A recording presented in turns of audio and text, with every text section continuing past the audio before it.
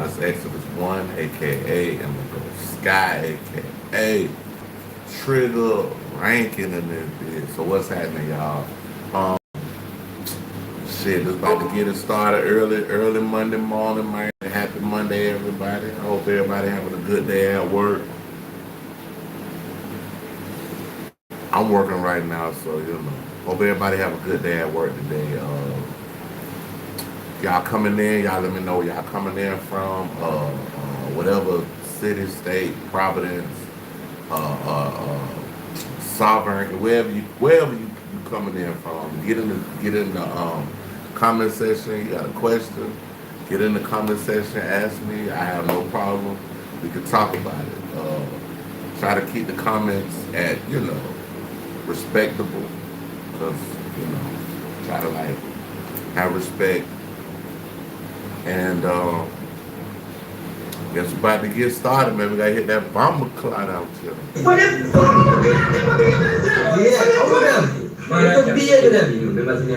Alright, y'all. First video we're gonna do today is we're gonna react to Hip Hop Buddha, and we just going down the line. We going from the beginning of the thing. So y'all check out Hip Hop Buddha channel. He got a real great channel. Got a lot of good content. Good takes on a lot of different scenarios and issues that's going on in the world right now. So yeah, man.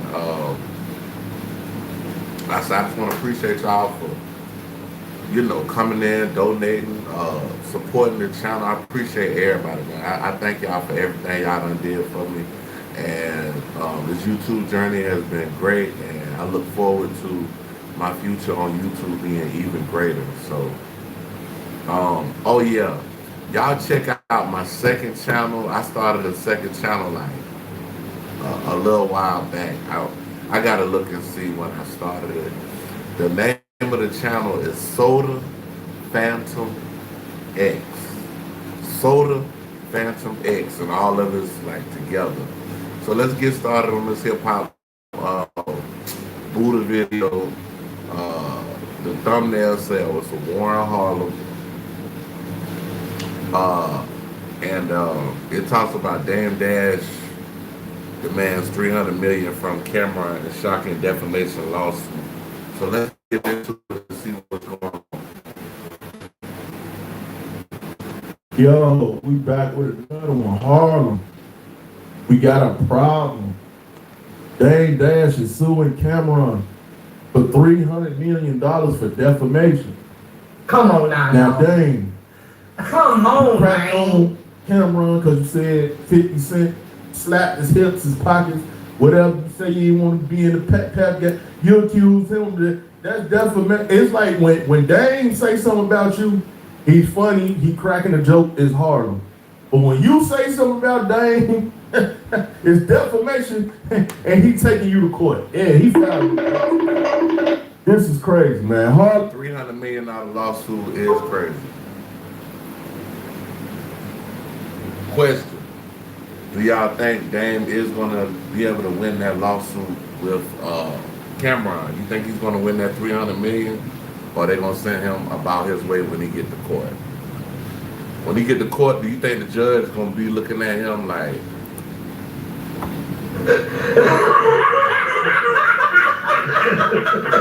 They might laugh that boy out the courtroom, but hey. We got a problem. This ain't Harlem, Dame. No, Dame, let me talk to you, nigga. This is not Harlem at all.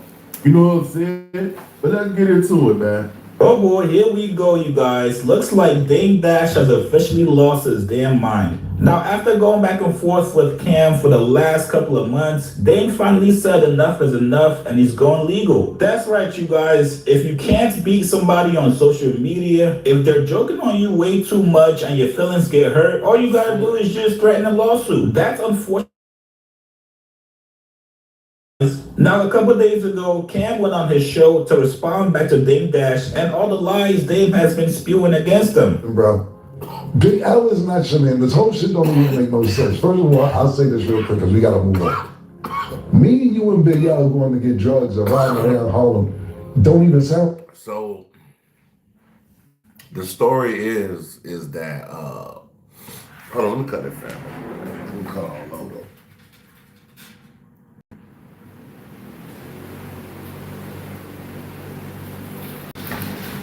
So the story is, Dame told a story about him, Big L, rest in peace, Big L, that all it was in the car was some bricks. And Cameron, he about to call it Cap, so let's listen. Hey, Big L didn't fuck with you. I tried to plug you into Big L when you wanted to sign him when he started his own label, Flamboyant.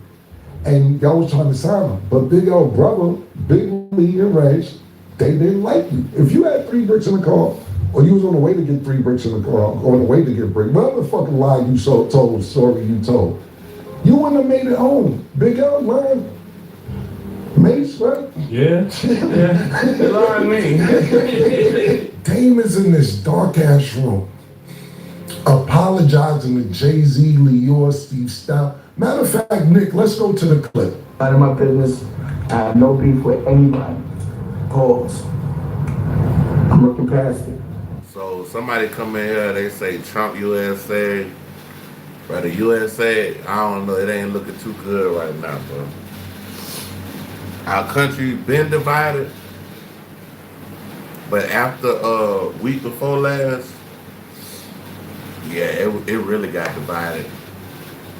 It really got divided, bro. Our whole country is just in shambles right now. Like, at this point, we might not even have free speech, bro. So Jay-Z, if I've offended you, I apologize. Leor Cohen, if I offended you, I apologize. Steve Stout, if I've offended you, I apologize. Just because you don't have the same morals and principles, it's cool. I'm not angry no more. I do what I had to do. Hey, I'm Adam Sandler. I've done a lot of writing around the country, right alongside my friends, the Lost Tigers. And when I ended up in 2 I'm not angry no more. I do what I had to do. Alright, and I ain't gonna lie, Dame Dash ain't never told no story about him and Cameron ever riding in a car, getting in bricks, had bricks, and none of that, or selling no type of drugs. And when Cameron was doing his thing, he never said Dame Dash was involved in that. I don't understand the angle that Dame Dash took by trying to make Cam seem less of a man because he didn't sell drugs with him. It's like if you didn't get money with Dame, you ain't doing nothing. Like if you want on Dame's team, your house not bigger than Dame's. If you nothing you can do. Selling drugs, anything. If you won with Dame, he did it better. It's almost like somebody buy a new car. You be like, oh man, that's a nice car. But shit, my car way better than that. We call that backhanded compliments where I'm from. Backhanded compliments. Like, bro, stop playing with me out here, bro. Oh, you got the bin. When you ain't got the bins where the roof collapsed and opened up and that, yeah. And I'm on some Jay-Z shit. What you eat don't make me shit, if y'all know what I'm saying. If what you eat don't make me shit. So whatever money or whatever you got, female, money, job, whatever, that shit don't mean nothing to me, bro. I'm getting my own shit, my own bag. You see what I'm saying? Like, they ain't gonna try to, before he give you a congratulations for your success, he gonna downplay you to the floor. No matter what. I told Eminem, I wanna see what your views look like. How you saying you wanna see what that views look like? You don't even know. And then, for you to think Envy broke or Charlamagne broke or just because they work for somebody or have bosses or like, they ain't got no money. Dame done lost his mind. He crazy, bruh. They telling all these You gotta be stories. able to work for somebody. And people saying he broke for the bankruptcy thing. I understand when he, why he doing what he doing or whatever, but at the Even if you work for yourself, you still working, bro. Like, it's still a job. Even if you work for yourself. Like, I do artwork. When people need the artwork to go out, or the MP4 files, the video, the moving art and stuff that I do, or the production, I can't just sit here and just lay down all day. I gotta take whatever they want and send it to them to get paid. So I'm still working. I'm just not working for somebody else. same time, it's like, you just can't go around calling other people broke unless you know for a fact. You know what I'm saying? Like, they ain't out here wild. Biggs, I'm sorry, bro, if I offended you. Whatever you're doing, I'm with it. I know you're man, and I know you're mad at me, but whatever. I'm sorry. I can admit it. You know, when I make some money, I'll send you something. It's because you're my brother, I love your family. Hey man, y'all run no lights up, man. It's a good little amount of little people in here, man. I got a little chunk. In here. Somebody hit the like button though. Damn, I did that concert after you made, like 5 days after you made that apology. So I see you sniffling in this dark ass room crying, saying you sorry. I'm like, okay, he ain't got no problem with niggas. Good, let's move on. Do the concert. After I do the concert, I'm the bow tie twins and the champagne brothers. When I did the concert with Jay-Z, I thought that was dope that niggas could squash their differences and do a concert. So check this out. Hey, be careful with some of the words you appreciate that. I thank you. Thank you so much. I appreciate that. But you gotta be careful when you say certain words. They'll take your stuff down. Not me, I ain't gonna take it down, but Dame turns it into a joke because Jay-Z's still like, oh, y'all the bow tie twins. He made you dress up like him. Dame. Oh yeah, if y'all want to see more of my artwork, I got, like I said, I got the new moving artwork. Now I got, if y'all go to some of my earlier shorts, hey, what's up? Yeah, no, you good. I'm just telling you because of the YouTube algorithm, they'll fuck with the video just because, like, and they won't fuck with the video. They might just delete your comment. You know what I'm saying? But you good though. Like I said, I appreciate it again. But if y'all want to see some of my moving art, I've been doing a lot of that on my shorts. Y'all can go check my shorts out.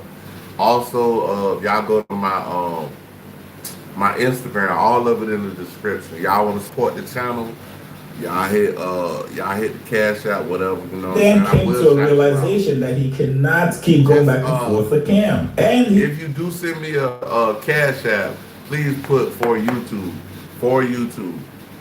Getting disposed as a liar every single time. So Dame goes on ChatGPT and writes up a demand letter to Cameron for a $300 million lawsuit. That's right, Dame wants 300 M's from Cameron. Now let's actually get into the lawsuit. Dame starts off by posting this text he sent to Cam. He said, I suggest you send this to Dash, and you went too far. You broke my heart, Fredo. We can squash this, but you have to holler at Daniel. I'm not talking to you anymore. The lawsuit says formal demand for $300 million in damages for defamation, torturous interference, business disparagement, harassment, conspiracy, and unjust enrichment. Dear Mr. Giles, this office represents Damon Dash, Raquel Horn, and the Dash Group. Please be advised that this letter constitutes a demand for immediate corrective action.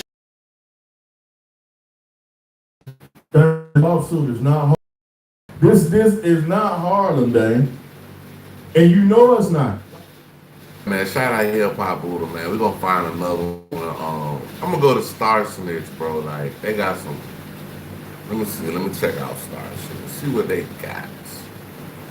Cause they got a new one, but I don't know if I want to play it.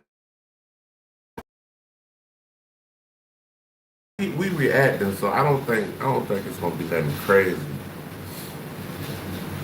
This right here, this is a wild video. Like, I'm gonna click on it. Okay, so check it.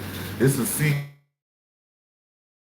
and they're saying CK exposed Beyonce just before he was on a Star Snitch channel. Y'all check them out. Hold on.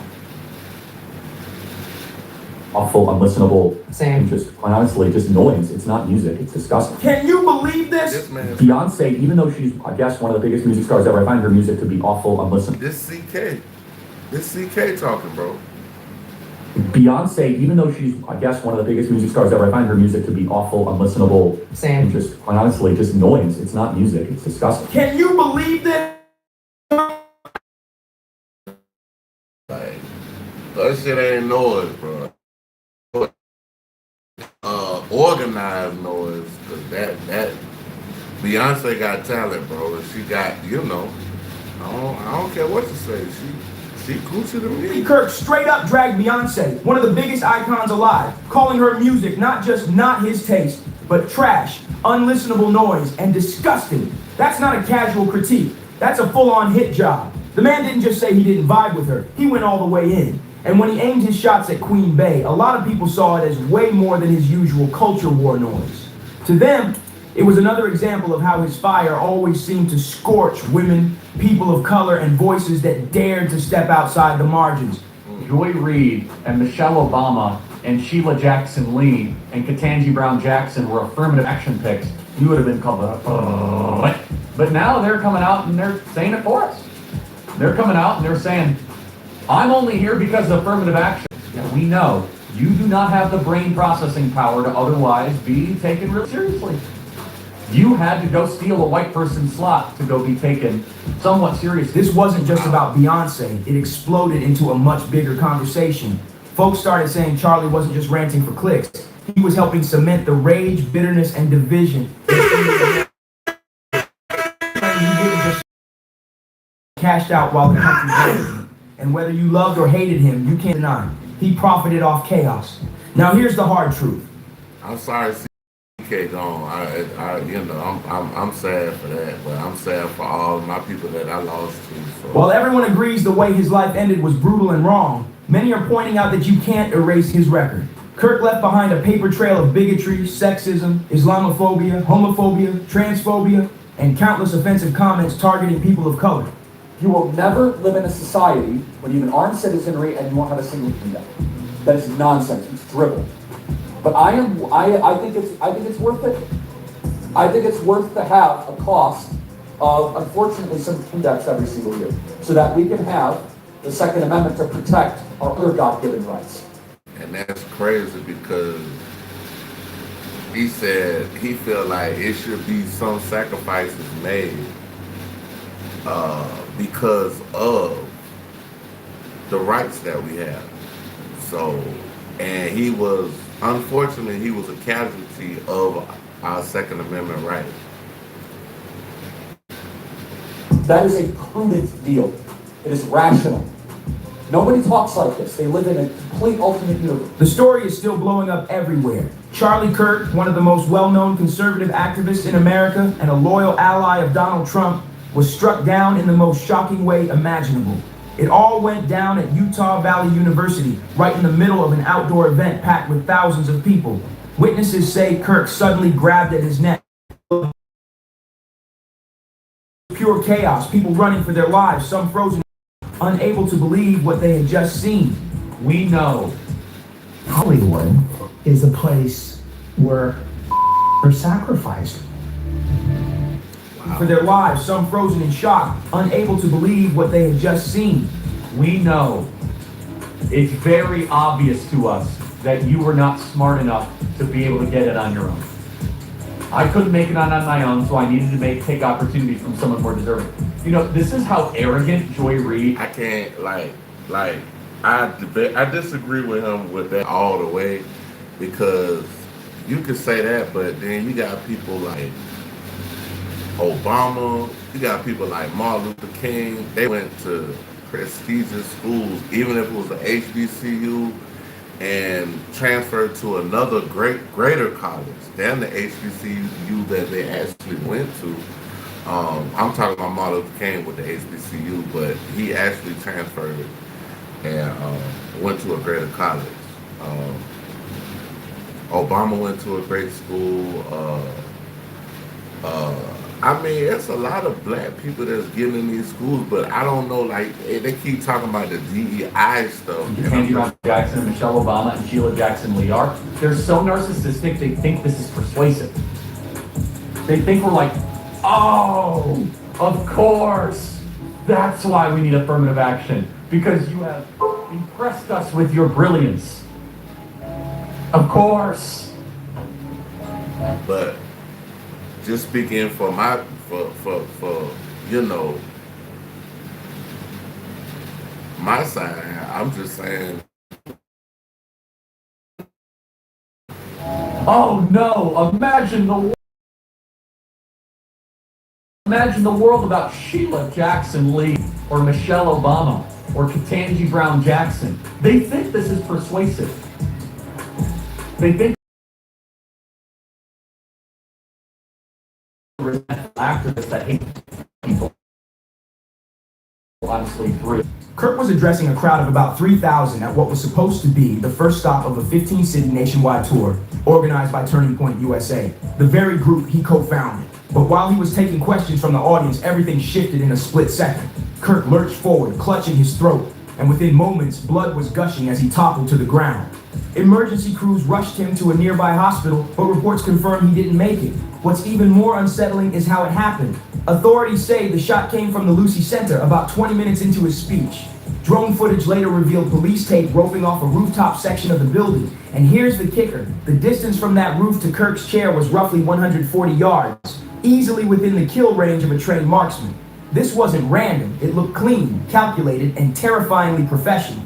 The motive? Still a mystery, but the reactions have been explosive. No, I mean, like, you want to go find crime? Like, I'm sorry, if I see a black pilot, I'm going to be like, boy, I hope he's qualified. Well, that's the You wouldn't have done that. You wouldn't have done that. Okay, so I disagree with that.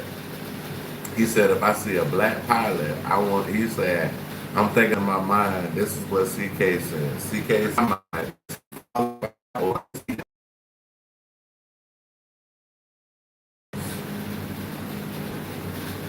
I mean, I done seen pilots get arrested for showing up drunk on the job.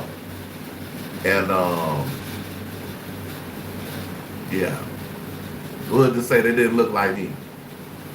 But yeah, I disagree with CK on that because I am like, I want the best person to do the job, period. I don't care if it's a plaid person. If you could do the job better than everybody else, come on, plaid. You going to. It's not an immediate. No, that's not who I am. That's not what Donald Trump himself was the first to break the news on social media, praising the 31-year-old Charlie Kirk as great and later down with a video statement straight from the White House for truth and freedom. And of course, he wasted no time blaming what he called the radical left's toxic rhetoric for fueling the attack. Utah Governor Spencer Cox also chimed in, describing the event as nothing short of a political assassination. He voiced deep concern about how fractured America's political climate has become, warning that the nation's discourse has reached a terrifying boiling point. But while powerful leaders are mourning Kirk and painting him as a fallen hero, the internet is not unanimous. Yeah, they're not unanimous. That's what I was talking about earlier, y'all. I was like, our whole country is separated because this man lost his life. I wish they didn't do nothing to him and he was still able to debate. Like, maybe he would have went through a debate that would have had changed his mind and made him think different. You know what I'm saying? So, hey.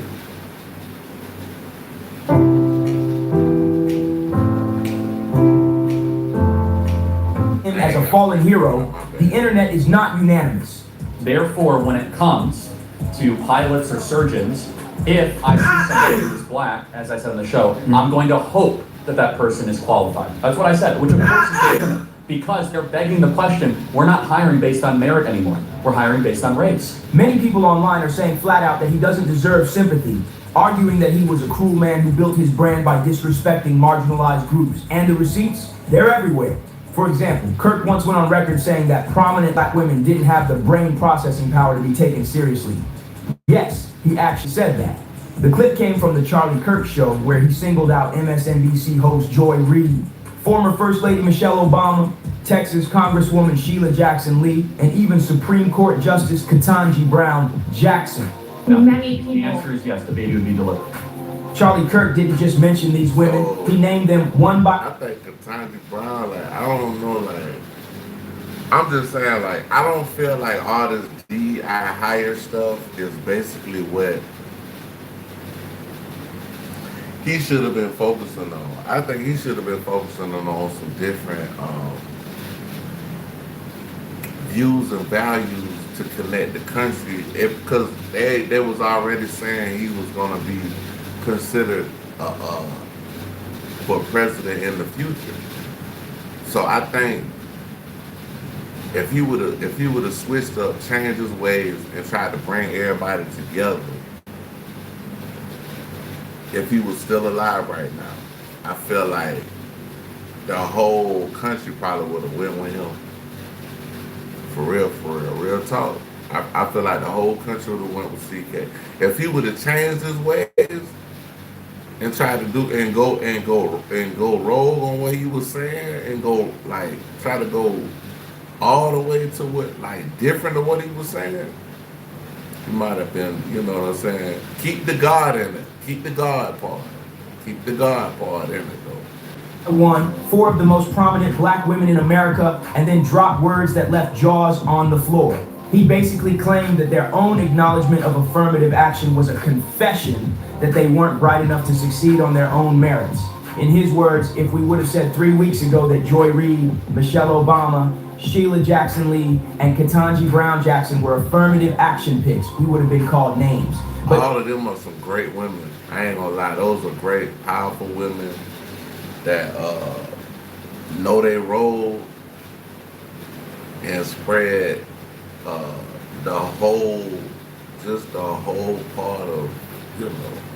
now they're coming out and saying it for us. They're admitting, I'm only here because of affirmative action. Our young women to be like, if I wanted my daughter to be like somebody, it would be somebody in that circle.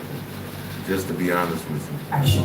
And he didn't stop there. Kirk rolled a clip of Congresswoman Sheila Jackson Lee speaking about how she was admitted to certain institutions through affirmative action, and he used that as ammo to slam her intellect. He mocked her with words like, we know, it's obvious to us, you are not smart enough to get in on your own. I couldn't make it on my own, so I had to take opportunities from someone more deserving. That wasn't just criticism, it was character assassination in broad day. But that's character assassination. I feel because, I mean, she's in government now. So how was she not? If she went to certain schools and she built her way all the way up to being in the U.S. government, working in government, bro, I can't down nobody for their accomplishments, even if it was a DEI hire. Okay. She still worked herself up in the government, These comments hit a nerve for obvious reasons.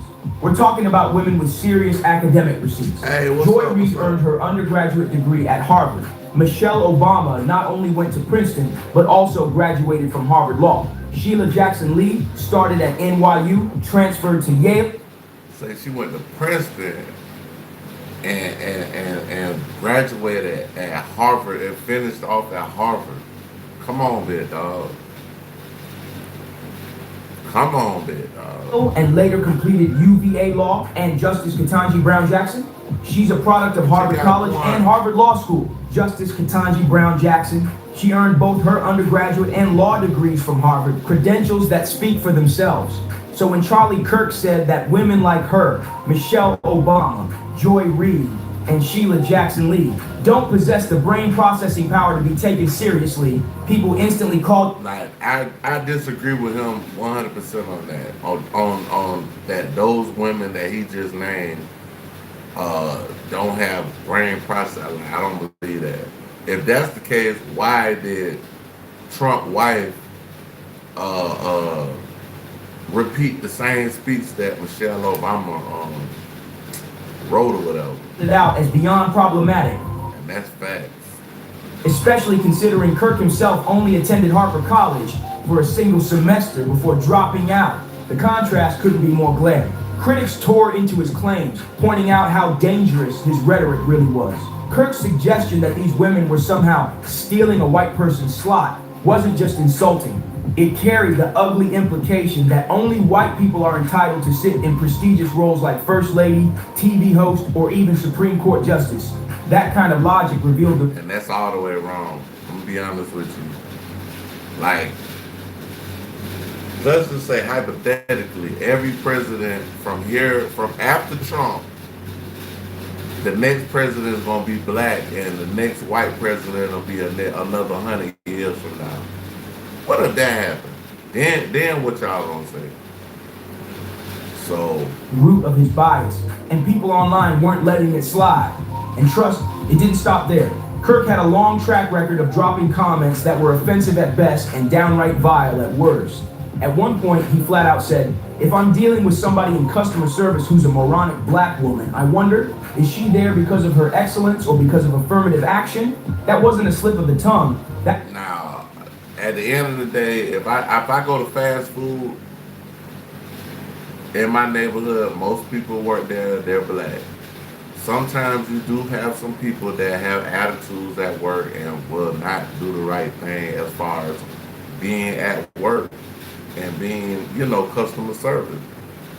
But I have dealt with white people also that are in customer service that some of them got nasty attitudes too. So like I can't really just say it's just like, oh, it's just black people. It's not, bro. It's blacks, it's whites, right? It's good people in the black community and there's good people in the white community. But it's also bad people in the white community and there's also bad people in the black community. So we're not gonna do the whole, we ain't doing that one. We definitely was his mindset on full display. He also mocked marginalized identities with statements like, if you're an NBA pot-smoking black lesbian, do you get treated better than a U.S. Marine? Then came another outrageous claim. Happening all the time in urban America, prowling blacks go around for fun to target white people, that's a fact. It's happening more and more, and if that wasn't enough, Kirk once declared, if I see a black pilot, I'm going to be like, boy, I hope he's qualified, baby. That last one resurfaced recently, fueling even more outrage.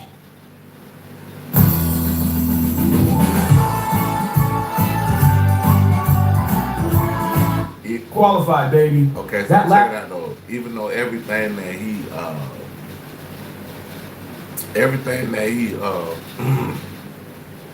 triggered people with, I still don't feel like what happened to him should have happened to him. You know what I mean? Like, I don't condone that in no type of way. I don't care who did it. I don't care if it was an alien that did it, bro. I don't condone that. So this one resurfaced recently, fueling even more outrage. He said it during a thought crime panel he hosted with Jack Posobiec on the Charlie Kirk Show podcast. On one infamous episode of the Charlie Kirk Show, Kirk sat alongside Jack Posobiec, Andrew Colvett, and Blake Neff, diving into a heated debate about diversity, equity, and inclusion initiatives for airline pilots. Andrew Colvett tried to paint a picture saying, we've all been in the back of a plane when turbulence hits or you're flying through a storm, and you feel relieved seeing the guy with the square jaw and the right stuff in the cockpit. His point was obvious. But then Kirk took it even further, crossing a line many say he could never walk back. When pressed later by a black attendee at an event, asking whether his remarks about DEI pilots were irresponsible, Kirk didn't back down. He doubled down. Instead of walking it back, he pivoted into something even more shocking, calling Martin Luther King Jr. awful and not a good person, while adding that America made a huge mistake when it passed.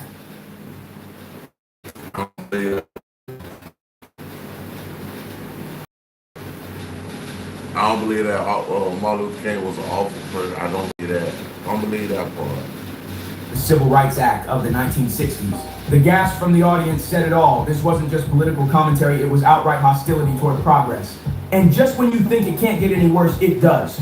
On the topic of gender, feminism, and reproductive rights, Kirk was asked a deeply serious question on a debate show. Would he support his own 10-year-old daughter being forced to carry a pregnancy conceived through assault? His answer, chilling. Kirk said plainly, yes, the baby would be delivered. That one statement alone sent shockwaves through the internet. Critics called it work. Charlie Kirk taking aim at none other than Taylor Swift after she tied the knot. He told her straight up, reject feminism. Submit to your husband, Taylor. You're not in charge. Then he went further, saying she should have more kids than she has houses, and suggested marriage might de-radicalize her. The way he talked, it was less commentary and more like an order, as if Taylor herself needed to be. And he did it there. Kirk mocked her for waiting until her mid-30s to focus on marriage, blasting her career-first mindset as a terrible example for young women. He even speculated that her engagement could turn her from a cat lady into a J.D. Vance supporter.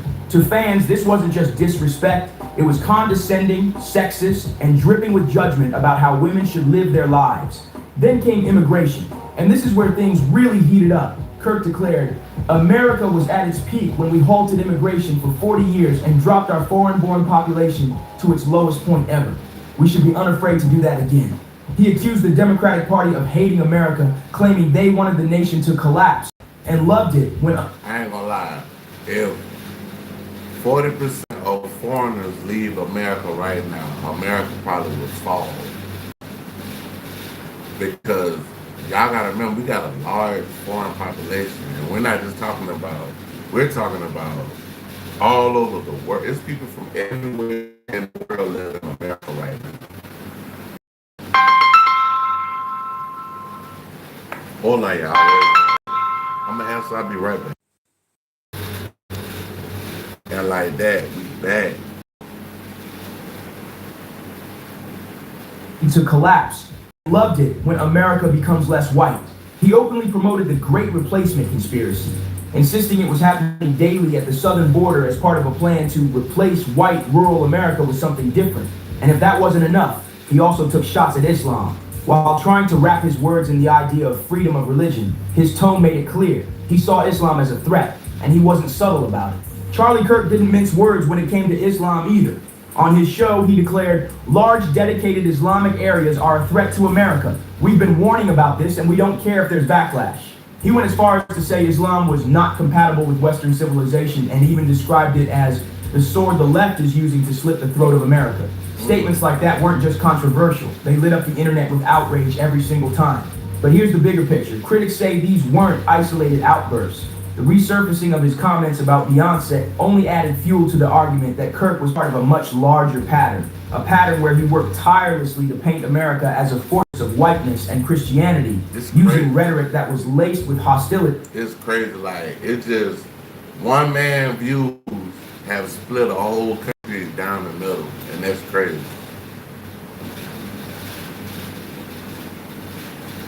Okay, I do want to tell y'all this. So we got a little breakdown. So I don't know if y'all know, George Floyd and Charlie Kirk got the same birthday. They born October 14th.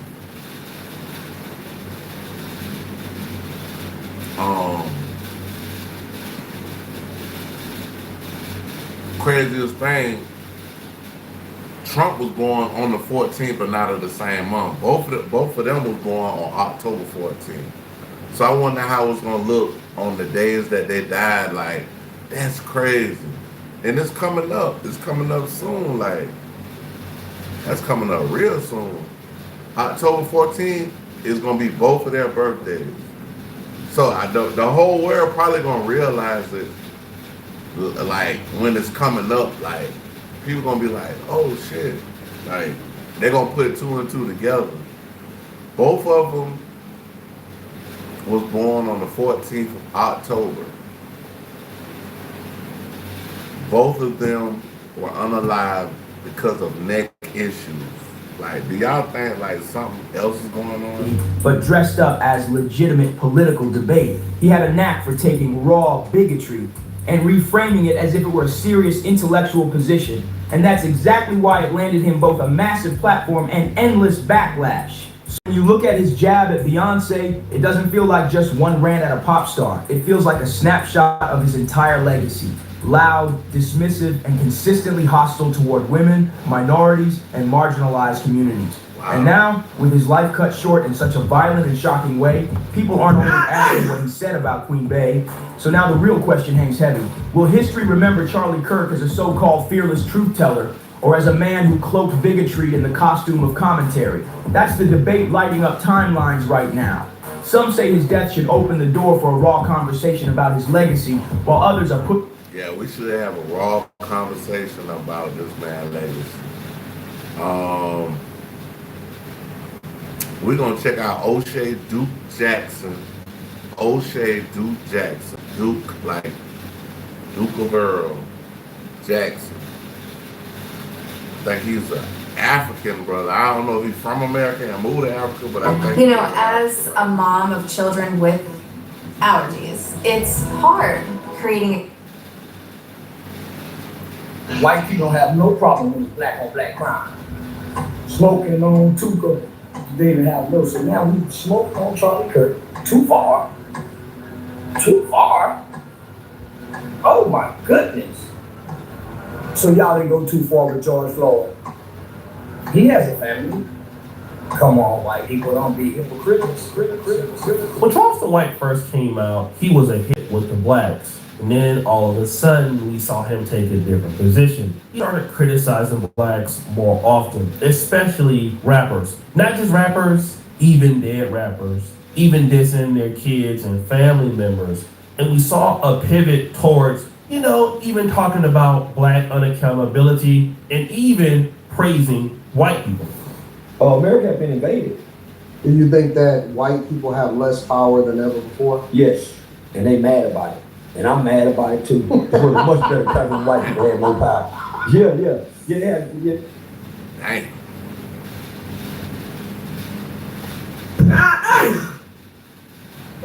They have less power. And they have a right to be afraid of what America's gonna come to, because we mad at the wrong white people. And today white people had nothing to do with what our ancestors went through that none of us got to witness. Facts. But we want to punish them for it. Yeah. Now, in this same clip, he would end up saying that he felt white people need to control the United States. And again, he was talking about the dysfunctionality of black culture. It's crazy because what I just said earlier on the previous video we just reacted to, I said, what if after Trump, it's all black presidents for the next 100 years? Just hypothetically, what if? What you gonna say then? See, podcast interviews like this got Charleston White into more opportunities, not just in the black sector, but with white people as well. And they would love for him to come onto the podcast and basically talk down on black people. And of course, it came with a hefty fee. Charleston White, I believe, charges no less than $10,000, and that rate might be up by now. And still, despite the fact that he's had a lot of his platforms shut down, Charleston White, aka Unc, is still out here eating in the streets. And when Charlie Kirk passed away, initially he was a little bit sympathetic, especially when he was talking to Ada Ross about it. He's like, oh, I've never really heard of this guy, but if that. So him and Ada Ross done fell out behind this shit. They done fell out behind the whole CK unaliving. They fell out. It happened to him, that's bad. But then Charleston White got an opportunity basically to see what Charlie Kirk's position was. And once he did, he changed his mind. Charlie Kirk was killed by a long time. I just want to remind you, Charlie Kirk was killed by a long time. They came from what can they say? He was taken out by his home and owned any white baby. We got white in, y'all got W in. Crazy, so of course, this got a lot of hate from Charlie Kirk fans. Not only him, but even people like myself who I'm very moderate on the issue, but people like Tariq Nasheed, he's been attacked online, people trying to infiltrate him, trying to dox him, and the same thing has happened to Charleston White. Now, initially, when Charleston White does this to blacks, there's not really a repercussion. He got into a few scuffles here and there, but, nothing that would really hurt his income. Black people typically don't have the power to, get him fired or get him from basically not going to a comedy tour, because typically, no person that is a comedy promoter or event organizer is going to cancel Charleston White because he's saying something bad about a dead black rapper or about blacks in general. In fact, that might even get him more business. But that's actually backfired, because what happened to Up was just the opposite. He posted this on Twitter. Charleston White slams white people for canceling his comedy shows and banning his YouTube channel after dissing Charlie Kirk. Down. So what really happened? I thought y'all said y'all canceled me. Now what the fuck did happen? Y'all done got in y'all feelings. You white I thought y'all said y'all, look, come on now. They just put me on one of the biggest comedy shows September 29th in Atlanta with them now. Oh, you thought y'all can control. Now y'all just got white friends that listen to y'all. But you know, white people don't own everything. You know, the Jews and the Asians mostly own everything. White folk. Y'all don't run the country no more. Y'all trying to get it back, though. I see you. Y'all scrambling hard and to get your country back. But guess what? You finish your therapy and go to settle your case. They offer $21,000. You say no. They offer $31,000. You say no. You file a lawsuit. They say, we're not paying another penny. 6 months go by, $82,000. Let's go. Click the link below to find out what your case might be worth. Click the link. No more. Y'all trying to get it back, though. I see you. Y'all scrambling hard and to get your country back. But guess what? Y'all let too many people in here. Y'all done let too many people here. This is Babylon. 99 tongues is in your country. And guess who got to get you your product? China. Every goddamn thing you got, white folk, comes from China. Made in China. How you go run something and you don't run nothing no more? Your politicians is ran by foreign lobbies and corporations. So basically, he's talking about, as you've heard, you whites don't really own anything anymore. Your country is owned by foreigners, and you don't have everything. Asians and groups have everything. So you're trying to stop me, but while you stopped the other things that I was trying to do, you forgot about the fact that I got a comedy show with these dudes out here in Atlanta. You can't stop that, and that's very important. I want to weigh in on that. A lot of times when we are struggling, and let me just say, so basically he's trying to say, bro, you need to be careful when you come down here to Atlanta. Because you still in, I don't know if, well, I know the city of Atlanta, I think that's like Democratic. It's more Democratic.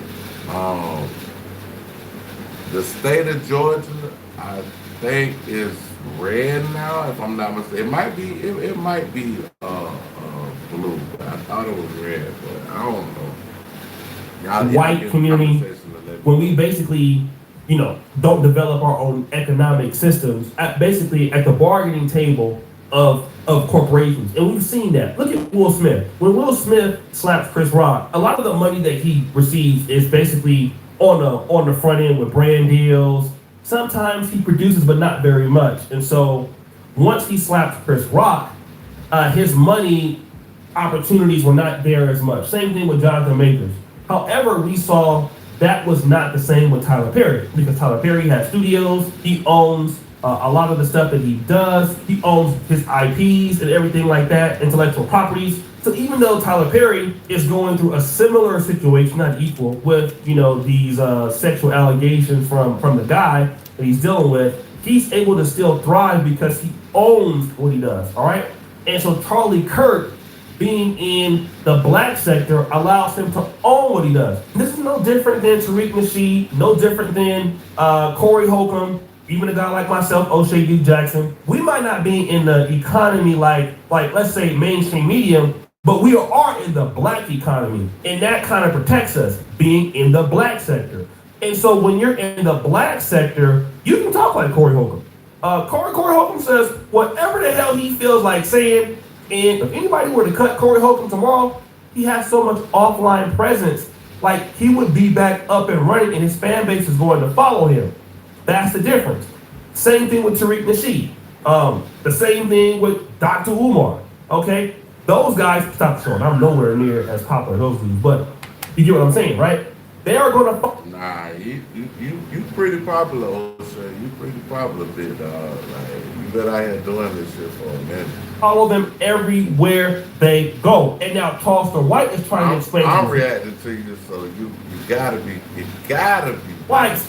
Look, I'm in the black sector, so yeah, I was over there getting y'all money, but you can't stop it because I'm in the black sector, and you can't take my money. Even if you try to, I'm still going to be on with the blacks. I still got interviews, but wait, there's more. How you go run something and I seats? How y'all gonna stop me? And I am the internet now. You see y'all, let me show y'all how bad I am. Let me show you how good I am. I done lost over 24 Instagram pages. I done had 5 this year. Just as soon as y'all delete me, it increases my status. Oh, they banned Charleston. Guess what? I got a YouTube page that I started 3 days ago. It's already monetized. That's just the power of Charleston. 3 days. I got about 6 interviews lined up. That's Four good. in the next couple of days. That money's pretty good. That's good, bro. That bro don't say, goddamn, he what? Bro say he started paid 3 days ago and he monetized. That's crazy. Now all of a sudden, here come a man who was born to sin, that's gonna die in sin, but may not die a sinner, and y'all are worshiping like as if he's Jesus. No. And this is just proving the actual point of what he's talking about. All right, he's saying the same thing and building on that particular premise. I want to also kind of just talk about people out there again. And I want to preface this: what you're seeing in the country are people who have access to, number one, any kind of government job. So a lot of blacks are in the government sector. If you're in the government sector and you feel like you have free speech, you don't even have to mention somebody's name, okay, to get fired. All you gotta do is talk about the event around the same time, and then all of your benefits are gone right away. There was a guy that was in Secret Service that was fired, okay? A lot of us put a lot of effort into relationships with the government or relationships in the private sector. Now, once you have a relationship with the private sector, you gotta always remember, you are a 24-hour representation of your job. You are not a representation of your job just when you're working there. You gotta get out of the mentality that, oh, I'm off, this is my free time. Technically, it is your free time, but you still do work there. So whatever you do is going to count. Let me give you an example. That's a good point though. Whenever you off work, you still at work. Basically saying like, bro, you can't, like, if you work for certain entities, you can't get on the internet talking crazy about certain events that happen, especially if the country is divided on it. Like, you can't do that. Like, there was a YouTuber by the name of EDP445, okay? EDP445 was a popular YouTuber. He was in Philadelphia, and he had been getting accused basically for trying to meet up with younger women, all right? I won't even call them women. You could have called those ladies like underage. So he met up, tried to meet up with the girl. He was allegedly doing this the whole entire time, or at least being set up. Hold on. So he shows up to. Hold on, let me read the comment. What?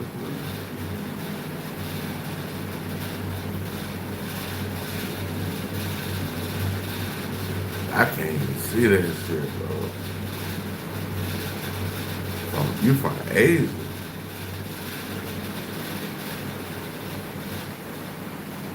What's up, Asia? This particular venue to meet this young lady, and it was a bust. He got basically found out for doing that, and nothing happened because it wasn't an actual situation, but it was a sting, right? So it proved that he was doing it. So it's not that he did something on YouTube that cost him his channel. That wasn't the case. But because he had been ousted for trying to meet a young lady underage, he lost his YouTube channel. Not only lose his YouTube channel, he lost his Facebook account. Everything that he was doing, like he had a gig where he was giving like special shout outs for his YouTube subscribers, making like $50 a pop doing that. He lost that too. He tried to get a job with Uber. They found out his real name. He lost that too. Lyft, he lost that too. He had to legally go and change his name to get in. I'm smoking a BLK grape now, but I got some green and I got some green tea. I'm smoking. Well, and to now, I don't know where he is. He's like poor, okay? And the reason why it is because he wasn't even an employee of YouTube, but because what he did, it made YouTube look so bad, they had to part ways, okay? The only time you can be critical of something like Charleston White to that level, if you have black support, not even if you're in business, okay? You have to be in business where nobody cares about your positioning, so they will still support you no matter what. And the kind of content that Charleston White does, Yeah, like he telling the truth though. Like he telling the truth. I'm sorry to say, black people are not going to say, well, because Charleston White came after Charlie Kirk, I'm not going to buy tickets to his comedy show, or I'm not going to get him on the podcast. No one will say that because we're used. But let's just hope them white boys don't try to come up in here and do nothing to Charleston White though. 'Cause that could be some shit that happen too though. Like they could come with he gonna be up there on what the day is? What the day is? The 22nd. Yeah, the 22nd. He gonna be here that weekend. Boy, that shit gonna be crazy. I just hope them white folk don't come up here and try to do nothing. Charleston White saying that about black people. The problem is white people are not used to Charleston White saying it about them. Woo! So now it's a problem. And yes, they have gotten things canceled and they have stopped things, but they will not stop everything. Okay? And the reason why they can't is because Up is profitable in Black America. Black America got hella money. Not just a lot, hella money. It's on like social media content in the black sector is so much you can't count it. So there is no absolute way you can cancel a guy like that. You'll be looking stupid if you try to. All right? And again, this is the benefit of dealing with blacks. Now, I can say he's controversial in the way that he does things, and I wouldn't really appreciate it, how he does things, but that's the benefit of sticking with your people and building a base in the black space. When you can do that, everything is better. Okay? Guys, what do you think you should put O'Shea D. Jackson back at it again? Y'all check out O'Shea D. Jackson. He got some good content, man. Let me see. Man, we gotta talk about Travis Hunter. Let's see what the hell he talking about. This O'Shea D. Jackson talking about Travis Hunter. Don't compromise quality insurance for savings or your time for this ad. Hit that skip button. Or don't.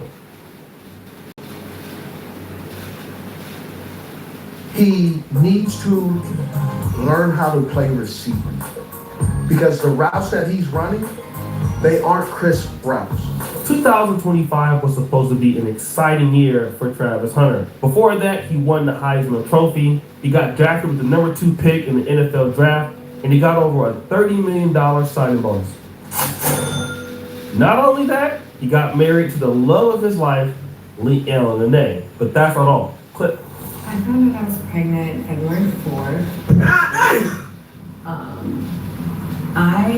We weren't trying, but we weren't not trying, you know what I'm saying? Damn, son.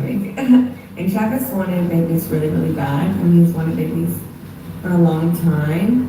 I was just adamant on being married first. Oh yeah, I almost forgot. He's now a father. Travis Hunter got his signing bonus paid up front, bought a house, became a husband, became a father, and oh yeah, he plays cornerback and wide receiver at the same time. Great story, right? Travis Hunter thought he was Superman, but so far, it's the dumbest decision that he ever made, and it's also the dumbest decision the Jacksonville Jaguars have made, at least through 2 games. If you look at what Travis Hunter has contributed on offense, it's not much. 9 receptions, 55 yards, for a whack-ass 6.1 yards per catch. And on defense, it's kind of the same too. Don't get me wrong, Travis Hunter has potential. I mean, he's a great athlete, great kid, loves the game, but he is playing both sides. Let's hope he ain't. As of the ball. And people warned him that this was going to happen. And now the commentators are going to town behind it. The Jacksonville Jaguars did not. I hope it don't be no like some Ricky Williams type of shit.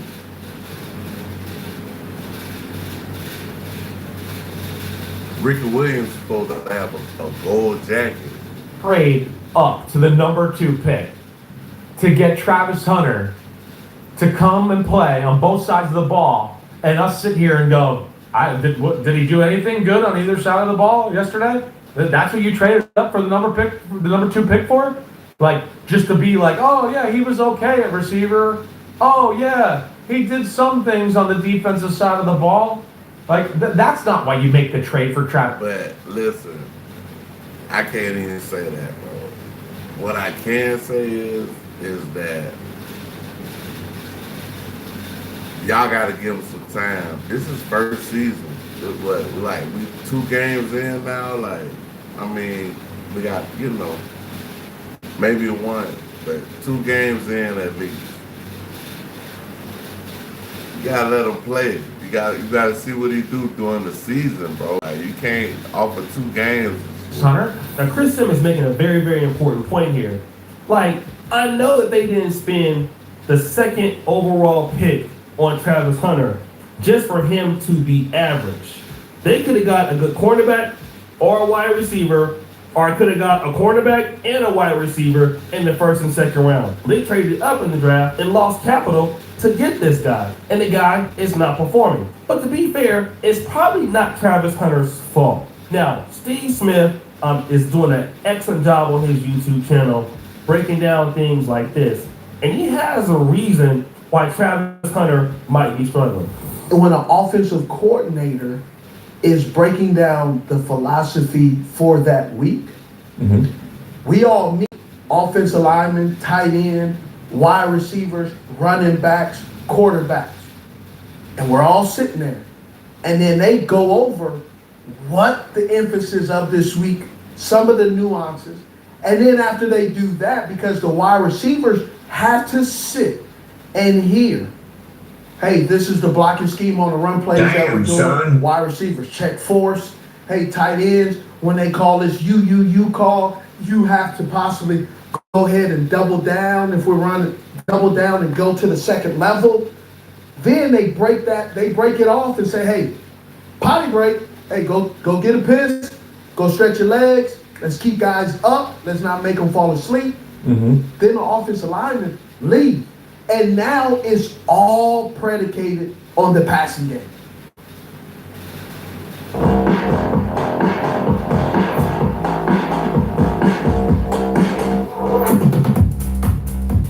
And now it's... But I ain't gonna lie, if he be able to do that shit, that shit'll be crazy, bro.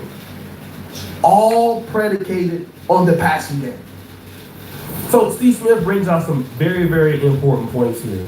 He says, listen, when you're in there with the offensive coordinator, you're talking about just the run game ideology.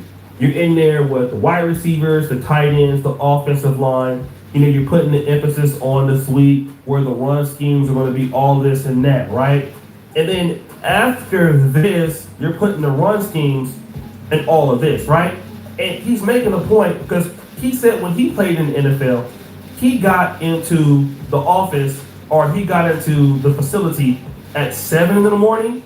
He didn't leave the facility at 10:30 at night. That includes workouts, studying, and all of this. That is the offensive coordinator.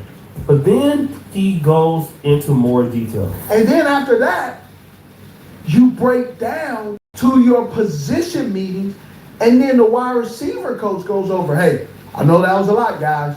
Who has questions? Here are some of the things that we need to talk about, because last week we ran it like this. This week, that DB is a little bit better. This week, that secondary is a lot better. This week, that defensive coordinator is more exotic. All of this is done from 7 o'clock to 10:30. All that goes on between 7 o'clock. And on the other side, the defense is doing the same thing. The whole defense is meeting. So after hearing all of that information, what happens next?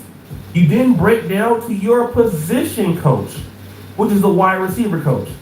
So then you start talking about how to attack defensive backs, coordinators, because obviously coordinators change from week to week. Now, in the AFC South, you will see those coordinators at least 6 times out of the year. Like, him coming in the NFL doing this is wild. This kind of crazy.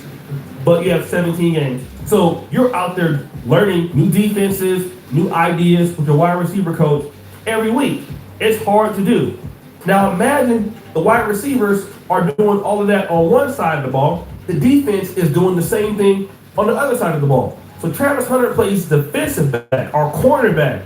And so the defensive coordinator will come in with the whole system of what they're going to do, the whole defense. Then after that, you break down into your nickelbacks and cornerbacks and doing that for the whole week. The problem with Travis Hunter is he's split between two worlds, right? And this is the issue that... But if he's able to understand both sides, that'll be crazy. That'll be like, what if he have like what if his next game he have a whole bunch of catches, touchdowns, and goddamn interceptions? Then what?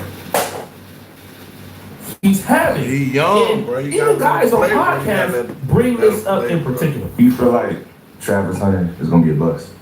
On the defensive side, Not offense? I think if he can pick a lane, I think his best route is just going on offense, focusing on that. You're the top league. The guys around you in every position are the best players from college, in every position. So I think he really has to just focus on his offensive game first, because if he's on both sides of it, they're just going to try to take advantage of that.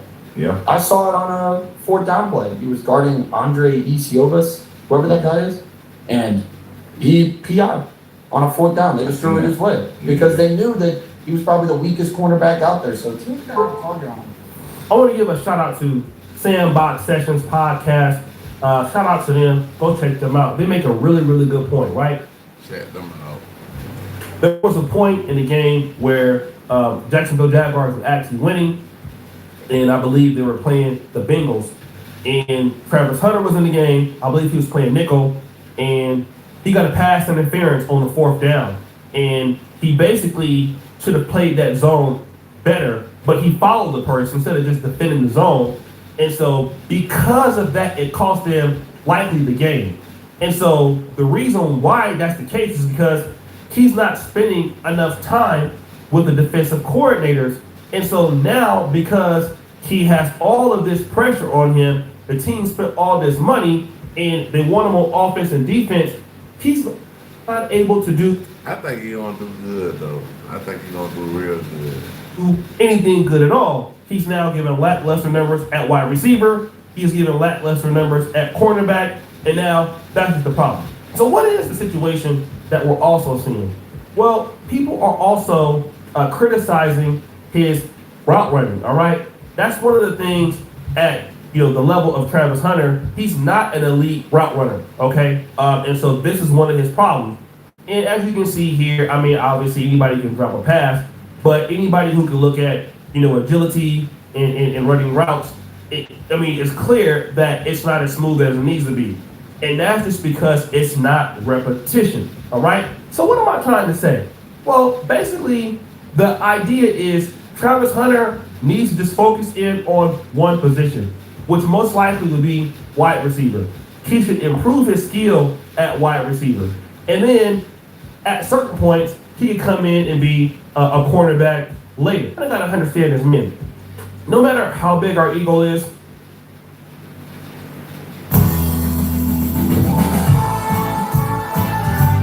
Hey man, y'all kicking me in the Karma Cafe. I want y'all to like, subscribe, share, hit notification. I will be back. Peace and one.